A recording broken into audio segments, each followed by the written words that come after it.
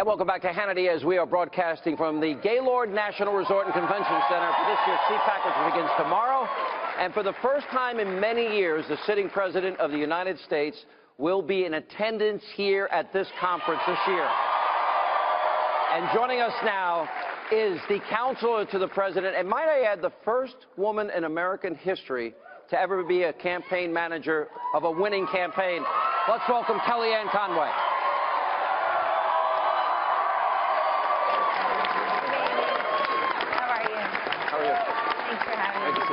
Good to see you. Come on.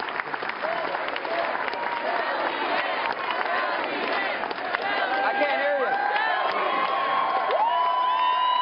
Let's see.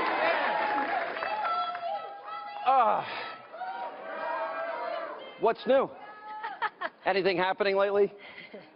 Had an incredible first month with President Action, President Impact, Donald J. Trump. Yeah, fun. You know, we've known each other for over 20 years, probably 25. Easily. A little easily, great. That's the birth date of some of these people. I know. I'm feeling Is that old. true? How many here are 20 years old or younger? Okay, I hate you. All right. Love it. But you know, great. I've known you, and I've watched. I have a list here of everything that the president has accomplished in 30 days. The list is extensive and long, and but for my show, and maybe one other show, nobody in the media has talked about the incredible pace, speed, and success of the president. Why do you think that is? So some people talk about biased or fair coverage, or lack of fair coverage. My grievance is really full coverage. We want the complete story told. So President Trump has initiated probably about 23, 24 executive actions since he got on the job a little over a month ago, Sean.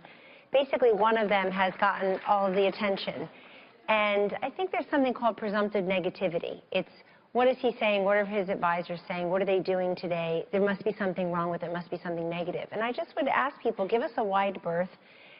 Actually focus on what he's doing. He's keeping all these campaign promises at a quick clip. And he's never a guy who's in a rush to do the wrong thing. His entire career, which has been decidedly outside of politics and government, has been one of deliberation, of deal-making. I mean, he just absorbs information. I've never seen a more brilliant communicator, a more natural connector with individuals, with information, with issues. And he's been a transactional guy his entire life. He absorbs the information he needs. He weighs the consequences. And he's been doing that as president in the first month. But the list is long and growing. Just today, he talked about having a budget soon. He talked about Obamacare replacement coming in the next few weeks.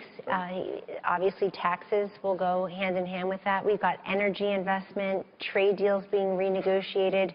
He's had all these roundtable discussions with everybody from CEOs to laborers to the coal miners were in last week. The Alibaba guy? Real impact.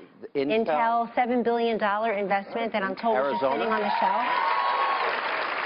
So, but that's my point. I mean, there are such great stories to tell, facts and figures to put out there, stories to tell, that we just want to make sure are reaching people. But I have a lot of faith in the wisdom of the American people. They can go and pull the information themselves.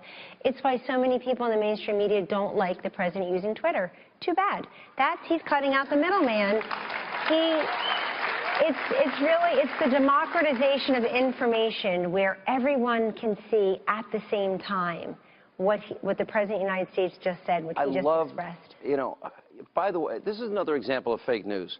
I have an article here put out by CNN. Shocking.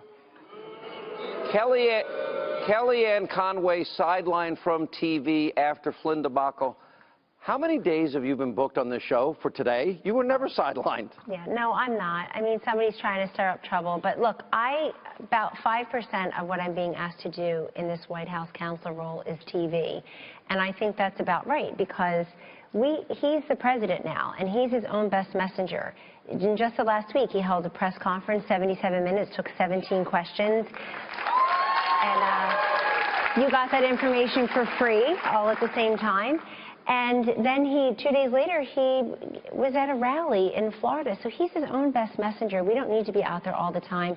There are some people, I think, trying to get in my way. I've also gobbled up a lot of other people's TV opportunities. So there's some resentment outside, on the outside, I believe, and folks just trying to use me as clickbait in a headline. But I'm there to serve the president who's there to serve the American people. And I know very clearly what the portfolio includes, what I'm doing as part of his senior team, and I'm comfortable with that. You know, in the Trump White House, we're playing long ball, long haul, and it would have been nice to have been consulted on that. I don't think I have to explain myself if I'm not going to go on TV for a week. If I'm out with 4 kids for 3 days looking at houses and schools, a lot of my colleagues aren't trying to figure out how to be a mother of 4 kids, I assure you. Yeah, congratulations. Well, when I saw the headline, I literally have a list that is now pages long of all the fake news stories. But I read the story today, and I'm like, well, that's impossible because she's booked on my show. And the show's tomorrow. And yeah, I know.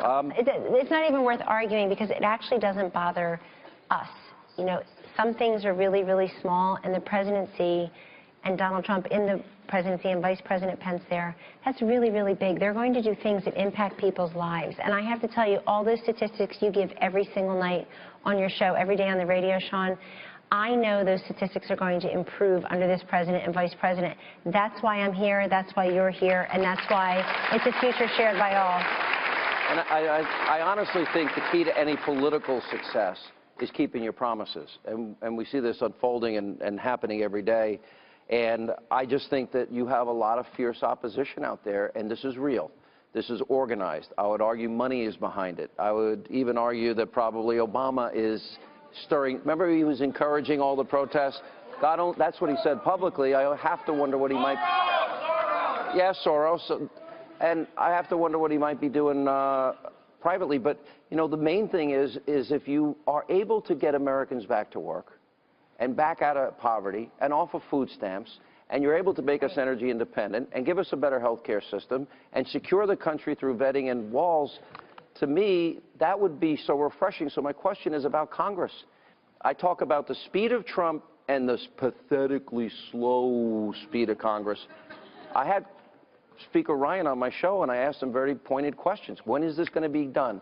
He said legislatively in 200 days, and he's consulting with the White House. Are you confident that it will all be done as you want it in 200 days, the president wants? In my view, President Trump, just his sheer pace of action ups everybody else's game. I mean, he is setting the agenda, the tone, the content, the pace, and you can't help when you're around him to want to try to even meet those expectations and those goals and that pace. I know that Speaker Ryan and Leader McConnell and the other leaders in the House and Senate are very hard at work and working very closely with the White House on a number of measures. But I will tell you one thing. How many of you trust them? I will tell you one thing. I trust them to do the right thing. And I'll tell you one thing. It's called causation, not coincidence, that the electorate at this time ended divided government. They were so tired of the excuse of divided government from both sides. Oh, we can't do X and Y even though we promised because we don't have the White House.